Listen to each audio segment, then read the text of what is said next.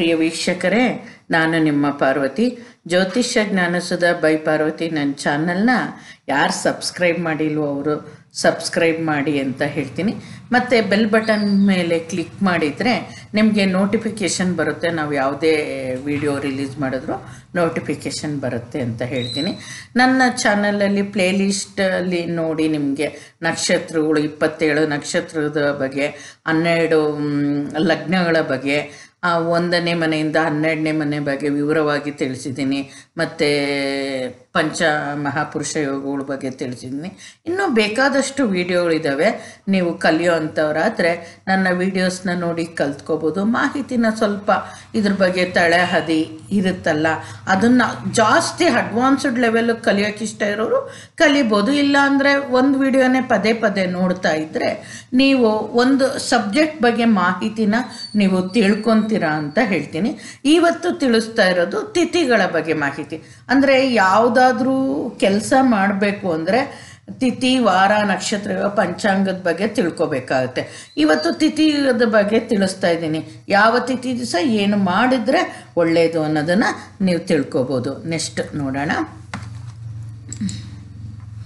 ತಿಥಿಗಳ ಹೆಸರು. ಇದು ಬೇಸಿಕ್ ಏನು ಹೇಳ್ತೀವಿ, ಅಮಾವಾಸ್ಯೆ ಹುಣ್ಣಿಮೆಗೆ ಬರೋ ಅಂಥದ್ದು 15 ದಿವಸಕ್ಕೆ ಯಾವ ರೀತಿ ಬರುತ್ತೆ. 1ನೇ ದಿವಸಕ್ಕೆ ಪಾಡ್ಯಮಿ ಅಂತ ಹೇಳ್ತೀವಿ, ದ್ವಿತೀಯ 2, ತೃತೀಯ ಅಂದರೆ 3ನೇ ದಿವಸ, ಚತುರ್ಥಿ ಅಂದರೆ 4ನೇ ದಿವಸ, ಪಂಚಮಿ ಅಂದರೆ 5ನೇ ದಿವಸ, 6ನೇ ದಿವಸಕ್ಕೆ ಷಷ್ಠಿ ಅಂತ, 7ನೇ ದಿವಸಕ್ಕೆ ಸಪ್ತಮಿ, 8ನೇ ದಿವಸಕ್ಕೆ ಅಷ್ಟಮಿ, 9ನೇ ದಿವಸಕ್ಕೆ ನವಮಿ, 10ನೇ ದಿವಸಕ್ಕೆ ದಶಮಿ, 11ನೇ ದಿವಸಕ್ಕೆ ಏಕಾದಶಿ, 12ನೇ ದಿವಸಕ್ಕೆ ದ್ವಾದಶಿ, 13ನೇ ದಿವಸಕ್ಕೆ ತ್ರಯೋದಶಿ, 14ನೇ ದಿವಸಕ್ಕೆ ಚತುರ್ದಶಿ ಅಂತ ಹೇಳ್ತೀವಿ. ಆಮೇಲೆ ಅಮಾವಾಸ್ಯೆ ಬರುತ್ತೆ. ಅಮಾವಾಸ್ಯೆ ಕಳೆದ್ರೆ ಮತ್ತೆ ಪಾಡ್ಯಮಿಯಿಂದ ಸ್ಟಾರ್ಟ್ ಆಗಿ 15ನೇ ತಿಥಿ ಹುಣ್ಣಿಮೆ ಆಗುತ್ತೆ. ಇದು ಬೇಸಿಕ್ ಎಲ್ರಿಗೂ ಚೆನ್ನಾಗಿ ಗೊತ್ತಿರುತ್ತೆ. ಚಿಕ್ಕ ಮಕ್ಕಳು ಸತ ಕಲ್ತಿರ್ತಾರೆ. ಒಂದು ಏನಾದರೂ ಇದಕ್ಕೆ ಹೋಗ್ಬೇಕಾದ್ರೆ ಸಣ್ಣ ಮಕ್ಕಳಿಗೆ ಸಣ್ಣದು ಏನಾದರೂ ಕಲಿಸ್ಬೇಕು ಅಂತ ಮನೆಯಲ್ಲಿ ತಂದೆ ತಾಯಿಗಳಾಗಲಿ ಯಾರದೇ ಆಗಲಿ ನಮ್ಮ ಇದ್ರದ್ದು ಸಂಸ್ಕಾರಗಳು ನಕ್ಷತ್ರ ತಿಥಿಗಳು ಕಲಿಸಿರ್ತಾರೆ. ಈ ತಿಥಿ ಅಲ್ಲದೆ ಇಂಥ ತಿಥಿ ಇಂಥ ದಿವಸ ಬಂದರೆ ಅದನ್ನು ಏನಂತ ಕರೀತಾರೆ ಅನ್ನೋದು ನೆಕ್ಸ್ಟ್ ಸ್ಲೈಡಲ್ಲಿ ತೋರಿಸ್ತೀನಿ. ನೋಡಿ, ಯಾವ ತಿಥಿ ಯಾವ ದಿನ ಬಂದರೆ ಶುಭ, ಅದಕ್ಕೆ ಏನಂತ ಹೇಳ್ತೀವಿ ತಿಥಿಗಳಿಗೆ. ನೋಡಿ, ತಿಥಿ ಹೆಸರು, ಯಾವ ತಿಥಿ ಕಾರಕ ಆಗುತ್ತೆ ಆ ತಿಥಿ, ಯಾವ ವಾರ ಬಂದರೆ ಶುಭ ಆಗುತ್ತೆ ಅನ್ನೋದು. ನೋಡಿ, ನಂದಾ ತಿಥಿ ಅಂತ ಹೇಳ್ತೀವಿ. ನಂದಾ ತಿಥಿ 1, 6, 11ನೇ ದಿವಸ ಬಂದರೆ, ಅಂದರೆ 1 ಅಂದರೆ ಪಾಡ್ಯ, 6 ಅಂದರೆ ಷಷ್ಠಿ, 11 ಅಂದರೆ ಏನಾಗುತ್ತೆ ಏಕಾದಶಿ ಆಗುತ್ತೆ. ಈ ತಿಥಿಗಳು ಶುಕ್ರವಾರ ಬಂದರೆ ನಂದಾ ತಿಥಿ ಒಳ್ಳೆಯದು, ಏನಾದರೂ ಶುಭ ಕಾರ್ಯ ಮಾಡೋದಕ್ಕೆ. ನೋಡಿ, ಭದ್ರಾ ತಿಥಿ. ಭದ್ರಾ ತಿಥಿ ಅಂದರೆ 2, 7, 12. 2 ಅಂದರೆ ದ್ವಿತೀಯ, 7 ಅಂದರೆ ಸಪ್ತಮ, 12 ಅಂದರೆ ದ್ವಾದಶಿ ಅಂತ ಹೇಳ್ತೀವಿ. ಈ 3 ತಿಥಿಗಳು ಬುಧವಾರ ಬಂದರೆ, ಭದ್ರಾ ತಿಥಿ ಬಂದರೆ ಒಳ್ಳೆಯದು ಅಂತ ಹೇಳ್ತೀವಿ. ಜಯ ತಿಥಿ ಯಾವುದು ಹೇಳ್ತೀವಿ? 3, 8, 13ನೇ ತಿಥಿ. 3 ಅಂದರೆ ತೃತೀಯ, 8 ಅಂದರೆ ಅಷ್ಟಮಿ, 13 ಅಂದರೆ ತ್ರಯೋದಶಿ. ಇವು ಮಂಗಳವಾರ ಬಂದರೆ ಜಯತಿಥಿ ಆಗುತ್ತೆ ಅಂತ ಹೇಳ್ತೀವಿ. ರಿಕ್ತ ತಿಥಿ ನೋಡಿ, 4, 9, 14. ರಿಕ್ತ ಅಂದರೆ 4 ಅಂದರೆ ಚತುರ್ಥ, 9 ಅಂದರೆ ನವಮ, 14 ಅಂದರೆ ಚತುರ್ದಶಿ. ಈ ತಿಥಿಗಳು ಶನಿವಾರ ಬಂದರೆ ರಿಕ್ತ ತಿಥಿ ಇದ್ದರೆ ಏನಾದರೂ ಕಾರ್ಯಗಳು ಮಾಡೋದಕ್ಕೆ ಶುಭ. ಪೂರ್ಣ ತಿಥಿ 5, 10, 15ನೇ ತಿಥಿ.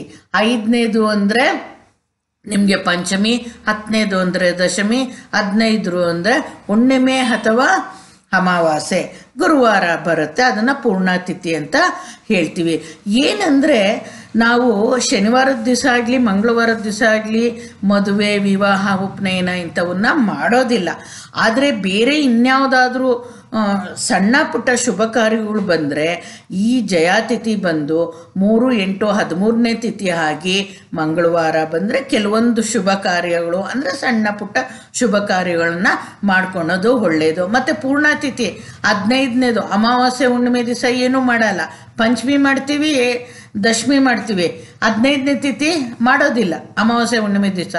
ಆಯಿತಾ? ಕೆಲವೊಂದು ಇದಕ್ಕೆ ಏನು ಸಣ್ಣ ಪುಟ್ಟದ್ದು ಇರುತ್ತಲ್ಲ, ವಿವಾಹ ಗೃಹ ಪ್ರವೇಶ, ನಾಮಕರಣ, ಮದುವೆ ಇಂಥವು ಯಾವುದನ್ನು ಅಮಾವಾಸ್ಯೆ ಹುಣ್ಣಿಮೆ ದಿವಸ ಮಾಡೋಲ್ಲ.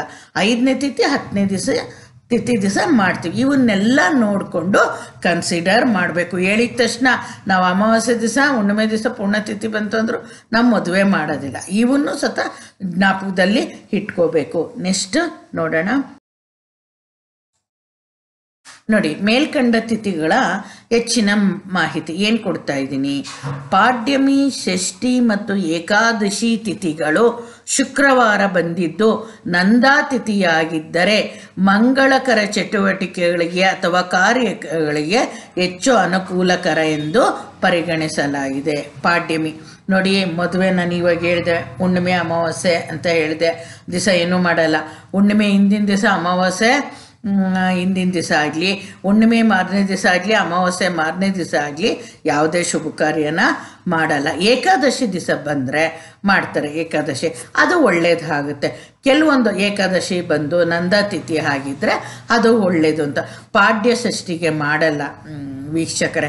ಕೆಲವೊಂದನ್ನು ಇನ್ನೂ ನೀವು ಇದಿಷ್ಟು ಬೇಸಿಕ್ ತಿಳ್ಕೊಂಡು ಅದರಲ್ಲಿ ಈ 3ರಲ್ಲಿ ಯಾವುದನ್ನು ಮಾಡ್ತಾರೆ ಅನ್ನೋದನ್ನು ನೋಡ್ಕೋಬೋದು. ಕೆಲವೊಂದು ಸತಿ ಅನಿವಾರ್ಯ ಕಾರ್ಯಗಳಿದ್ದರೆ ಕೆಲವೊಂದು ಕಾರ್ಯಗಳನ್ನ ಮುಂದುವರಿಸ್ಕೋಬೋದು ಅನ್ನೋದು ಸಣ್ಣ ಪುಟ್ಟ ಕೆಲಸಗಳಿಗೆ ಶುಭ ಅಂತ ಹೇಳಿ ಪರಿಗಣಿಸಲಾಗುತ್ತೆ. ಇದೇ ರೀತಿ ಭದ್ರಾ ತಿಥಿಯು ಬುಧವಾರದಂದು ದ್ವಿತೀಯ, ಸಪ್ತಮಿ ಮತ್ತು ದ್ವಾದಶಿ ದಿನ ಇದ್ದರೆ ಶುಭಕರವಾಗಿರುತ್ತದೆ. ಭದ್ರಾ ತಿಥಿ ಅಂದರೆ ಕೆಲವೊಂದು ಸತಿ ಕರಣ, ಭದ್ರೆ ಕರಣ ಆದರೆ ನಾವೇನು ಮಾಡ್ತೀವಿ, ರಿಜೆಕ್ಟ್ ಮಾಡ್ತೀವಿ. ಇಲ್ಲಿ ಭದ್ರಾ ತಿಥಿ ಯಾವತ್ತು ಬರಬೇಕು? ಬುಧವಾರ ಬರಬೇಕು. ಅದರಲ್ಲಿ ತಿಥಿ ಯಾವುದಿರಬೇಕು? 15 ತಿಥಿಗಳಲ್ಲಿ ದ್ವಿತೀಯ ಆಗಿರಬೇಕು, ಸಪ್ತಮಿ ಆಗಿರಬೇಕು, ದ್ವಾದಶಿ ಆಗಿರಬೇಕು. ಆವಾಗ ಒಳ್ಳೆಯದು ಅಂತ. ಇವು ನೋಡಿ, ಈ 3 ಒಳ್ಳೆಯದು. ಇವಾಗ ಭದ್ರಾ ತಿಥಿ ಬುಧವಾರ ಬಂದು ಈ 3 ಇದ್ದರೆ ಏನಾಗುತ್ತೆ, ಯಾವುದಾದ್ರೂ ಶುಭ ಕಾರ್ಯ ಮಾಡಿ ಒಳ್ಳೆಯದು ಅಂತ ಹೇಳ್ಬೋದು. ಮತ್ತು ನೆಕ್ಸ್ಟ್ ತೃತೀಯ, ಅಷ್ಟಮಿ ಮತ್ತು ತ್ರಯೋದಶಿ ದಿನ ಮಂಗಳವಾರಯುಕ್ತ ಜಯತಿಥಿಯು ಶುಭ ಕಾರ್ಯಗಳಿಗೆ ಒಳ್ಳೆಯ ಫಲಿತಗಳು ಸಿಗುತ್ತವೆ. ನೋಡಿ, ತೃತೀಯ, ಅಷ್ಟಮಿ ನಾವು ಮಾಡೋದಿಲ್ಲ, ಆದ್ರೂ ಯಾವುದಾದ್ರೂ ಒಂದು ಜಯ ಅಂದರೆ ಏನೋ ನಾವು ಅಪ್ಲಿಕೇಶನ್ ಹಾಕಬೇಕು, ಇನ್ನೊಂದಕ್ಕೆ ಯಾವುದಕ್ಕೋ ಎಲೆಕ್ಷನ್ನು ನಿಂತಿದ್ದೀವಿ ಅಂಥ ದಿವಸ ಏನಾಗುತ್ತೆ, ಅಷ್ಟಮಿ ಬಂದು ಮಂಗಳವಾರ ಬಂದು ಜಯತಿಥಿ ಬಂದರೆ ಪರವಾಗಿಲ್ಲ ಹೋಗ್ಬೋದು ಅಂತ ಆ ರೀತಿ ಇದು ಮಾಡ್ಬೋದು. ಆದರೆ ತೃತೀಯ, ತ್ರಯೋದಶಿ ಒಳ್ಳೆಯದು. ಆದರೆ ಮಂಗಳವಾರದ ದಿವಸ ಎಷ್ಟೊಂದು ಕೆಲಸ ನಾವು ಮಾಡಲ್ವಲ್ಲ, ನೋಡಬೇಕು ಯಾವ ಕಾರ್ಯ ಅದನ್ನು ಯಾವುದು ಮಾಡಬಾರ್ದು. ಮಂಗಳವಾರದ ದಿವಸ ಅವು ನೋಡಿಕೊಂಡು ಸತ ಇವನ್ನು ಮುಂದುವರಿಬೇಕಾಗುತ್ತೆ. ಅನಿವಾರ್ಯ ಪಕ್ಷಗಳಲ್ಲಿ ಅಷ್ಟಮಿ ಇದ್ದು ಮಂಗಳವಾರ ಬಂದರೆ ಎಲ್ಲಾದರೂ ಅಪ್ಲಿಕೇಶನ್ ಹಾಕೋದು, ಹೇಳಿದ್ನಲ್ಲ, ಒಂದು ಜಾಯಿನ್ ಆಗೋದು ಇಂಥದ್ದು ಇರುತ್ತಲ್ವ, ಅಂಥದಕ್ಕೆ ಜಯತಿಥಿ ಒಳ್ಳೆಯದು.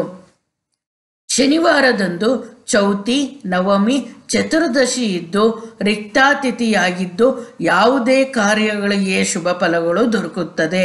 ನೋಡಿ, ಇಲ್ಲಿ ಶನಿವಾರ ದಿವಸ ಏನಾಗಬೇಕು, ಚೌತಿ ಬರಬೇಕು, ನವಮಿ ಬರಬೇಕು, ಚತುರ್ದಶಿ.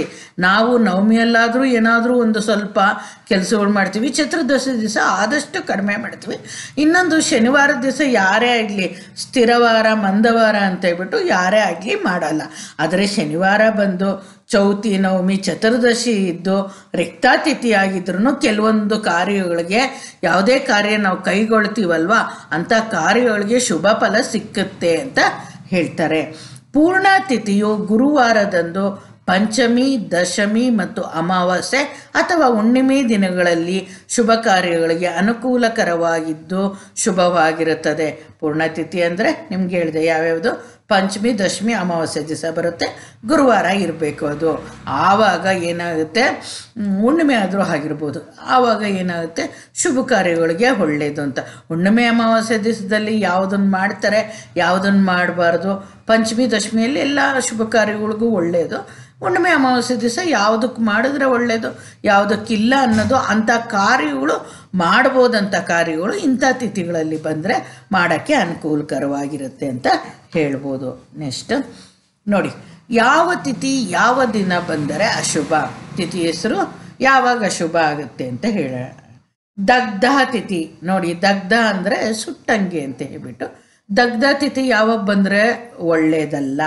12ನೇ ತಿಥಿ, 12 ಅಂದರೆ ದ್ವಾದಶಿ, 11ನೇ ತಿಥಿ ಸೋಮವಾರ, 11 ಅಂದರೆ ಏಕಾದಶಿ, 5ನೇ ತಿಥಿ ಮಂಗಳವಾರ, ಪಂಚಮಿ ಮಂಗಳವಾರ ಬರಬಾರ್ದು, 3ನೇ ತಿಥಿ ಬುಧವಾರ ಬರಬಾರ್ದು. 6ನೇ ತಿಥಿ ಗುರುವಾರ ಬರಬಾರ್ದು. 8ನೇ ತಿಥಿ ಶುಕ್ರವಾರ. 8 ಅಂದರೆ ನಿಮಗೆ ಅಷ್ಟಮಿ, 6 ಅಂದರೆ ಷಷ್ಠ ಅಂತ ಆಗುತ್ತೆ. 9ನೇ ತಿಥಿ ಶನಿವಾರ. 9 ಅಂದರೆ ನವಮಿ ತಿಥಿ ಶನಿವಾರ ಬರಬಾರ್ದು. ಇವಿಷ್ಟು 12, 11, 5, 3, 6, 8, 9 ಇವು ಬಂದು ಇಂಥ ವಾರಗಳಲ್ಲಿ ಇಲ್ಲಿ ಕೊಟ್ಟಿರೋಂಥ ವಾರಗಳು ಬಂದು ದಗ್ಧ ತಿಥಿ ಇದ್ದರೆ ಅದನ್ನು ಯಾವುದೇ ಇದಕ್ಕೆ ಬಳಸಲ್ಲ, ಅದು ಅಶುಭಕರವಾಗಿರುತ್ತೆ. 12 ಅಂದರೆ ಇನ್ನೊಂದು ಸತಿ ಹೇಳ್ತೀನಿ ದ್ವಾದಶಿ, 11 ಅಂದರೆ ಏಕಾದಶಿ, 5 ಅಂದರೆ ಪಂಚಮಿ, 3 ಅಂದರೆ ತದೀಯ, 6 ಅಂದರೆ ಷಷ್ಠಿ, 8 ಅಂದರೆ ಅಷ್ಟಮಿ, 9 ಅಂದರೆ ನವಮಿ. ಇಲ್ಲಿ ಕೊಟ್ಟಿರೋ ಅಂಥ ವಾರಗಳು ದಿವಸ ಈ ದಗ್ಧ ತಿಥಿ ಬಂದರೆ ಇಂಥ ತಿಥಿ ಅಶುಭ ಆಗುತ್ತೆ ಅಂತ. ನೆಕ್ಸ್ಟ್ ನೋಡೋಣ. ನೋಡಿ, ವಿಷ ತಿಥಿ ಅಂತ ಹೇಳ್ಬಿಟ್ಟು ಇದು ಯಾವಾಗ ಅಶುಭ ಆಗುತ್ತೆ? ವಿಷ ತಿಥಿ ಹೆಸರಲ್ಲೇ ವಿಷ ಅಂತ ಇದೆ. 4ನೇ ತಿಥಿ ಭಾನುವಾರ ಅಂದರೆ ಚೌತಿ ಅಥವಾ ಚತುರ್ಥಿ ಭಾನುವಾರ ಬರಬಾರ್ದು, ವಿಷ ತಿಥಿ ಇರಬಾರ್ದು. 6ನೇ ತಿಥಿ ಷಷ್ಠಿ ಬಂದ್ಬಿಟ್ಟು ಸೋಮವಾರ ಇರಬಾರ್ದು. 7ನೇ ತಿಥಿ ಅಂದರೆ ಸಪ್ತಮಿ ಮಂಗಳವಾರ ಬರಬಾರ್ದು, ವಿಷ ತಿಥಿ ಇರಬಾರ್ದು. 2ನೇ ತಿಥಿ ಅಂದರೆ ದ್ವಿತೀಯ, ವಿಷ ತಿಥಿ ಇದ್ದು ಬುಧವಾರ ಬಂದರೆ ಒಳ್ಳೆಯದಲ್ಲ. 8 ಅಂದರೆ ಅಷ್ಟಮಿ ಗುರುವಾರ ಬಂದು ವಿಷ ತಿಥಿ ಇದ್ದರೆ ಅಶುಭ. 9ನೇ ತಿಥಿ 9 ಅಂದರೆ ನವಮಿ ತಿಥಿ ಶುಕ್ರವಾರದಂದು ಅಶುಭ ಆಗಿರುತ್ತೆ, ವಿಷ ತಿಥಿ ಇದ್ದಿದ್ದ ದಿವಸ ಅಂತ ಹೇಳ್ಬೋದು. ಮತ್ತು 7ನೇ ತಿಥಿ ಅಂದರೆ ಸಪ್ತಮಿ ತಿಥಿ ಬಂದು ಶನಿವಾರ ಬಂದರೆ ಒಳ್ಳೆಯದಲ್ಲ. ನೋಡಿ, 7ನೇ ತಿಥಿ ಮಂಗಳವಾರ ಬಂದರೂ ಒಳ್ಳೆಯದಲ್ಲ. 7ನೇ ತಿಥಿ ಶನಿವಾರ ಅಂದರೆ ಸಪ್ತಮಿ ಮಂಗಳವಾರ ಇದ್ದು ವಿಷ ತಿಥಿ ಇರಬಾರ್ದು. ಸಪ್ತಮಿ ಶನಿವಾರ ಇದ್ದು ವಿಷ ತಿಥಿ ಇದ್ದರೆ ಶುಭ ಕಾರ್ಯಗಳು ಮಾಡೋ ಹಾಗಿಲ್ಲ, ಇವು ಅಶುಭ ಆಗ್ತವೆ ಅಂತ ಹೇಳ್ಬೋದು. ನೆಕ್ಸ್ಟು ಇನ್ಯಾವುದು ತಿಥಿ? ಹುತಾಶನ್ ತಿಥಿ ಅನ್ನೋದು. ಈ ತಿಥಿ ಯಾವಾಗ ಶುಭ ಆಗುತ್ತೆ? 12ನೇ ತಿಥಿ. 12 ಅಂದರೆ ದ್ವಾದಶಿ ತಿಥಿ ಭಾನುವಾರ, ಹುತಾಶನ್ ಇರಬಾರ್ದು. 6ನೇ ತಿಥಿ ಅಂದರೆ ಷಷ್ಠಿ ತಿಥಿ ಸೋಮವಾರ ಇರಬಾರ್ದು, ಹುತಾಶನ್ನು. 7ನೇ ತಿಥಿ ಅಂದರೆ ಸಪ್ತಮಿ ತಿಥಿ ಮಂಗಳವಾರ, ಹುತಾಶನ್ ಇರಬಾರ್ದು. 8ನೇ ತಿಥಿ ಬುಧವಾರ ಅಂದರೆ ಅಷ್ಟಮಿ ಬುಧವಾರ ಆಗಿದ್ದು ಹುತಾಶನ್ ತಿಥಿ ಇದ್ದರೆ ಅಶುಭ ಆಗಿರುತ್ತೆ. 9ನೇ ತಿಥಿ ಅಂದರೆ ನವಮಿ ಆಗಿದ್ದು ಗುರುವಾರ, ಹುತಾಶನ್ ತಿಥಿ ಬಂದರೆ ಒಳ್ಳೆಯದಲ್ಲ, ಅಶುಭ ಆಗುತ್ತೆ. 10ನೇ ತಿಥಿ ಶುಕ್ರವಾರ ಅಂದರೆ ದಶಮಿ ತಿಥಿ ಇದ್ದು ಶುಕ್ರವಾರ ಬಂದು ಹುತಾಶನ್ ತಿಥಿ ಆಗಿದ್ದರೆ ಇದು ಅಶುಭ ಆಗುತ್ತೆ. 11ನೇ ತಿಥಿ ಶನಿವಾರ ಅಂದರೆ ಏಕಾದಶಿ ಬಂದು ಅದು ಶನಿವಾರವಾಗಿದ್ದು ಹುತಾಶನ್ ತಿಥಿ ಆಗಿದ್ದರೆ ಕೆಲಸ ಕಾರ್ಯಗಳಿಗೆ ಅಶುಭ ಪರಿಣಾಮ ಉಂಟು ಮಾಡುತ್ತದೆ. ಇದಿಷ್ಟು ನೀವು ಟೇಬಲ್ನ ಕಲ್ತ್ಕೋಬೇಕು. ನಾವು ಸತ ಮರ್ತು ಬಿಡ್ತೀವಿ, ಚೆಕ್ ಮಾಡ್ಕೋಬೇಕು ಅನ್ನೋದು ಇದಾಗುತ್ತೆ. ಮುಹೂರ್ತ ಇಡೋರು ಜಾಸ್ತಿ ಇದನ್ನು ಗಮನ ಇಟ್ಕೊತಾರೆ. ಬರೀ ಜ್ಯೋತಿಷ್ಯದ ಕಡೆ ಹೇಳೋ ಫಲ ಭವಿಷ್ಯ ಹೇಳಬೇಕಾದ್ರೆ ಇದೆಲ್ಲ ಮುಹೂರ್ತ ಶಾಸ್ತ್ರದ ಬಗ್ಗೆ ಜಾಸ್ತಿ ಎಲ್ಲದಕ್ಕೂ ಮುಹೂರ್ತಗಳು ದಿನ ಚೆನ್ನಾಗಿದೆಯೋ ಇಲ್ಲ ಅಂತ ಹೇಳಬೇಕು ಅಂದಾಗ ಈ ತಿಥಿಗಳು ಮಾಹಿತಿ ತುಂಬ ಉಪಯುಕ್ತವಾಗುತ್ತೆ ಅಂತ ಹೇಳ್ಬೋದು. ಮೇಲ್ಕಂಡ ತಿಥಿಗಳದಂತೆ ಹೆಚ್ಚಿನ ಮಾಹಿತಿ ಹೇಳಿದ್ನಲ್ಲ, ಮೇಲ್ಕಂಡಂತೆ ತಿಳಿಸಿರುವ ದಗ್ಧ, ವಿಷ ಮತ್ತು ಹುತಾಶನ್ ತಿಥಿಗಳು ಮೇಲ್ಕಂಡ ರೀತಿ ತಿಳಿಸಿರುವಂತೆ ನಿರ್ದಿಷ್ಟ ತಿಥಿ ಮತ್ತು ವಾರಗಳಂದು ಯಶಸ್ಸನ್ನು ಸಾಧಿಸಲು ಅಡೆತಡೆಗಳನ್ನು ಉಂಟು ಮಾಡುವುದರಿಂದ ಅಂತಹ ಸಂಯೋಜನೆಗಳನ್ನು ಶುಭ ಕಾರ್ಯಗಳಿಗೆ ಅಶುಭವೆಂದು ಪರಿಗಣಿಸಲಾಗುತ್ತದೆ. ಗೊತ್ತಾಯ್ತಲ್ಲ ವೀಕ್ಷಕರೇ? ದಗ್ಧ ತಿಥಿಗೆ ಒಂದಷ್ಟು ಕೊಟ್ಟಿದ್ದೀವಿ, ವಿಷ ತಿಥಿಗೆ ಒಂದಷ್ಟು ಕೊಟ್ಟಿದ್ದೀವಿ, ಹುತಾಶನ್ ತಿಥಿಗೆ ಒಂದಷ್ಟು ಕೊಟ್ಟಿದ್ವಿ.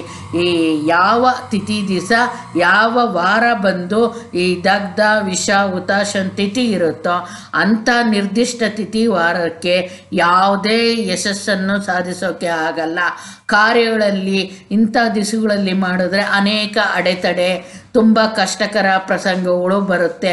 ಇಂಥ ಸಂಯೋಜನೆಗಳನ್ನ ಶುಭ ಕಾರ್ಯಗಳಿಗೆ ಶುಭ ಅಂದರೆ ಒಂದು ಹೊಸದನ್ನು ಏನಾದರೂ ನಾವು ಸ್ಟಾರ್ಟ್ ಮಾಡೋದಕ್ಕೆ ಆಗಲಿ, ನಾನು ಹೇಳಿದ್ನಲ್ಲ, ಏನೋ ಅಪ್ಲೈ ಮಾಡಬೇಕು, ಏನೋ ಜಾಯಿನ್ ಆಗಬೇಕು, ಇನ್ಯಾವುದೋ ಒಂದು ಎಲೆಕ್ಷನ್ನು ನಿಲ್ಲಬೇಕು, ಇಂಥವಕ್ಕೆಲ್ಲ ಇವನ್ನ ಬಿಟ್ಬಿಡಿ. ಇಂಥ ತಿಥಿ ನಕ್ಷತ್ರ ಈ ಥರ ನಿರ್ದಿಷ್ಟ ವಾರಗಳ ಸಂಯೋಜನೆ ಕೊಟ್ಟಿದ್ದೀವಲ್ಲ, ದಗ್ಧ, ವಿಷ, ಹುತಾಶನ್ ಇದ್ರದ್ದು ಬಿಟ್ಟುಬಿಡಿ, ಅಶುಭ ಆಗುತ್ತೆ ಅಂತ ಹೇಳ್ತೀವಿ. ನೆಕ್ಸ್ಟ್ ನೋಡಿ, ಮುಂದಿನ ವಿಡಿಯೋ ಈ ಮಾಹಿತಿ ಮುಕ್ತಾಯ ಆಯಿತು.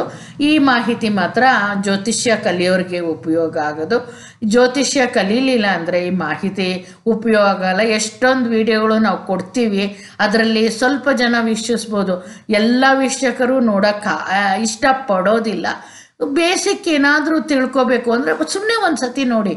ಆಮೇಲೆ ನೀವು ಯಾರನ್ನಾದರೂ ಆ ಮುಹೂರ್ತಕ್ಕೆ ಸಂಬಂಧಪಟ್ಟಂತೆ ನೀವು ಯಾವುದೇ ಮುಹೂರ್ತ ನೋಡಿಕೊಂಡ್ರು ಸತ ಏನಾಗುತ್ತೆ ಅಂದರೆ, ನೀವು ಕೇಳ್ತೀರ ಯಾರ ಹತ್ರನೋ, ನಮಗೆ ನೋಡಿ ಸ್ವಾಮಿ ವಿಷ ಆಗಲಿ, ಇದು ದಗ್ಧ ಆಗಲಿ, ಹುತಾಶನ ತಿಥಿ ಬಂದಿರೋದು, ಅಶುಭ ಸಂಯೋಜನೆ ಇರೋಂಥದ್ದು ಇಟ್ಕೊಡ್ಬೇಡಿ ಅಂತ ನೀವು ಕೇಳ್ಕೊಬೋದು. ನಿಮಗೆ ಗೊತ್ತಿದ್ದರೆ ನೀವು ಕೇಳೋಕ್ಕಾಗುತ್ತೆ. ನಿಮ್ಗೆ ವಿಷಯನೇ ಗೊತ್ತಿಲ್ಲ ಅಂದರೆ ಪಾಪ ಅವರು ಏನು ಇಟ್ಕೊಡ್ತಾರೋ ಅದು ಇದು ಮಾಡ್ತಾರೆ, ಬರ್ತೀರ. ಆದ್ದರಿಂದ ನಿಮಗೆ ಕಲಿಯೋದಕ್ಕೆ ಇದು ಕಷ್ಟ ಆದರೆ ಅಟ್ಲೀಸ್ಟ್ ತಿಳ್ಕೊಂಡಿದ್ರೆ ಇಂಥ ಮಾಹಿತಿಗಳನ್ನ ನೀವು ಸ್ಪ್ರೆಡ್ ಮಾಡಬೇಕು, ತಿಳ್ಕೊಬೇಕು. ಆವಾಗ ನಮಗೆ ಇಂಥದ್ದೇ ಬೇಕು, ಸರಿಯಾದ ಇಟ್ಕೊಡಿ ಮುಹೂರ್ತಗಳು ಅಂತ ನೀವು ಕೇಳ್ಕೊಬೋದಾಗಿರುತ್ತೆ.